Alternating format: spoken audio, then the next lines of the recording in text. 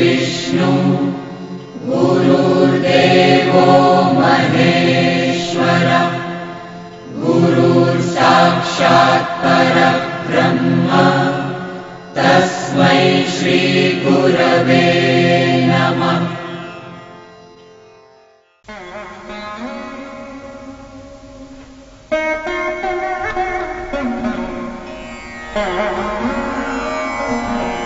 Art is life.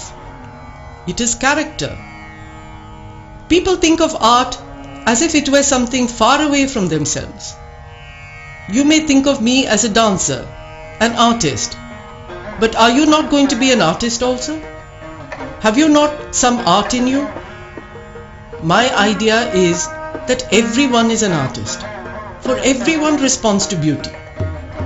Some people may paint pictures, but when you are in the store and say, "Oh, what a nice sari that is," are you not responding to beauty? We must help that desire to unfold in our pupils, so that with it may come good taste. We have to be afire with beauty. We have to open our eyes and see it everywhere. Dance in India is infinitely rich and varied. As varied, in fact, as the land of India itself. And the origin of all the classical systems has been the temple. It is in the temple that they were conceived and nourished. It was also in the temple that they attained their full maturity. Just as man offers flowers in the temple to God, so has he offered music and dance as being the most beautiful creative expressions of the divine. India alone has a concept of a god who dances. Shiva is Nataraja, Lord of Dancers, who dances in the hall of consciousness and weaves into it the rhythm of the universe. I have studied many forms of Indian dancing, also many forms of Western dancing. There is one keynote in Bharatanatyam which is unique as far as I am concerned, for it creates and transforms everyday things into a message of spirituality to the world. This itself convinces me that it is a form of art which has been given by God. Dance is a very difficult art to master.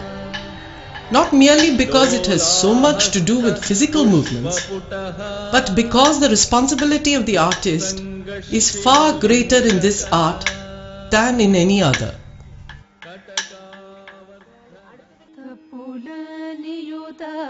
I myself was a rebel and did many things which were not approved of at that time.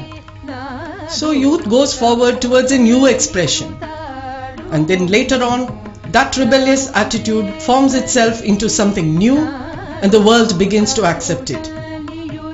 This does not mean that everything rebellious that you do is to be accepted by the world, because rebellion is composed of two aspects of ourselves. The rebellion that forces itself into doing something constructive and good, and the rebellion that merely wants to rebel for its own sake. All children are beautiful. All animals are beautiful. The only difference is that a child can express what he feels and ask for help when he needs, while the poor animal cannot. So somebody must speak for them, and that somebody is you and I. An animal is always grateful for the little that is done for him. All the saints of India have spoken about ahimsa.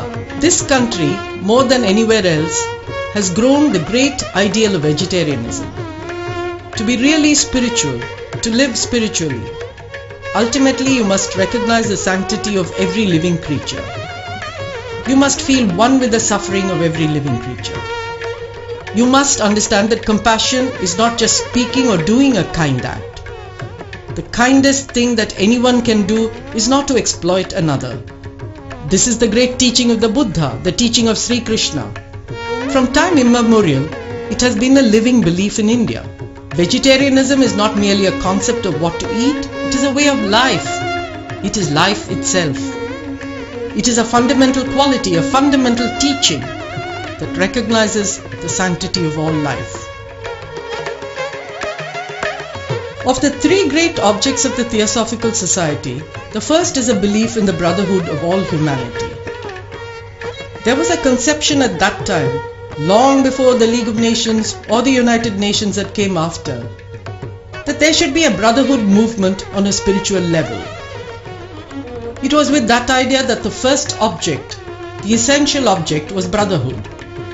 It is certainly the most important principle of all and the most difficult of all. Wherever you see truth, wherever you see beauty, there you see theosophy.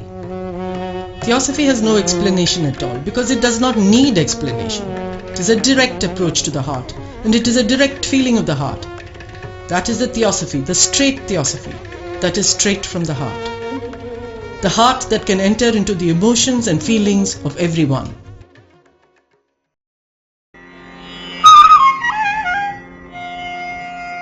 The artist does not create because he has to or because he thinks it is his duty.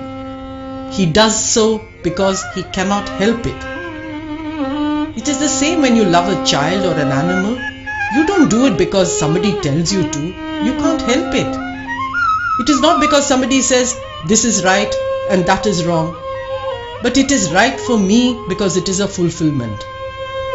The source of creative expression is such that it can inspire you to be true to your real self and to the life around you.